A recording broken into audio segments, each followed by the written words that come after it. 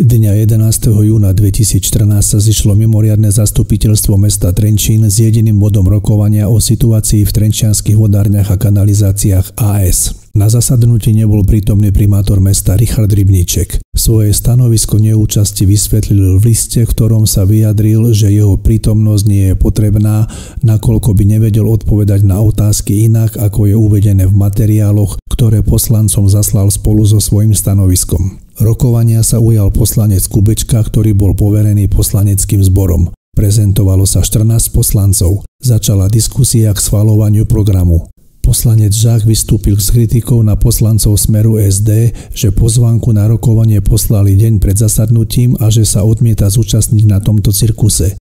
Následne rokovanie zastupiteľstva opustil. Svojím vystúpením akoby rozťahol červené súkno, do ktorého sa ako bík vrhli reakciami poslanci Smeru SD. Začalo obviňovanie prednostu mestského úradu, že mal poslať oznámenie poslancov o zvolaní rokovania mimoriadneho mestského zastupiteľstva. Poslanec Livka sa vyjadril v zmysle, že jedna vec je, čo stanovuje zákon, a druhá vec je, že sú veci obvyklé. Dodal, že prednosta je úradníkom, otrokom svojej práce, ktorá má byť dokonale vykonávaná v prospech orgánov mestského zastupiteľstva. Poslanec Beníček vyčítal prednostovi, že 1/3 poslancov zvolala mimoriadne zastupiteľstvo a úrad poslancov neinformoval o zasadnutí.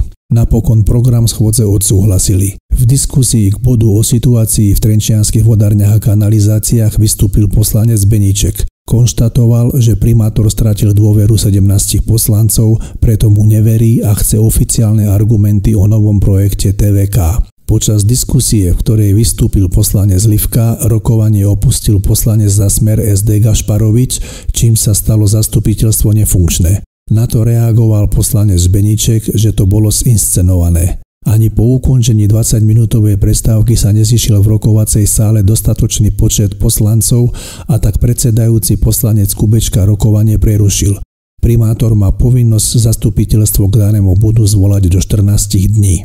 Na otázku, či sa situácia delegovaním poslanca Vaňu za člena predstavenstva spoločnosti TVK AS upokojila, poslanec Kubečka povedal: My sme síce mu dali mandát, to je ten spor, ktorý tu je, že my zo zákona o obecnom zriadení len s našim súhlasom môžeme dať niekomu mandát, aby šiel do riadiacich a kontrolných orgánov, a potom nastúpi obchodný zákonník, kde ostatní akcionári, a neviem o tom, že by sa také stalo, že to neakceptujú, by to mali akceptovať a potom to na valné zhromaždení zrealizovať. Bohužiaľ, valné zhromaždenie nebolo zvolené ani v prípade pani Kebiskovej odvolania, ale ani v prípade odvolania pána primátora z predstavenstva, vedenia predstavenstva. Takže či už dozorná rada alebo predstavenstvo, tam dneska sedia ľudia, ktorí nemajú v zmysle zákona o obecnom zriadení paragraf 11 odstavec 4 písmeno L mandát mestského zastupiteľstva, aby tam zastupovali mesto.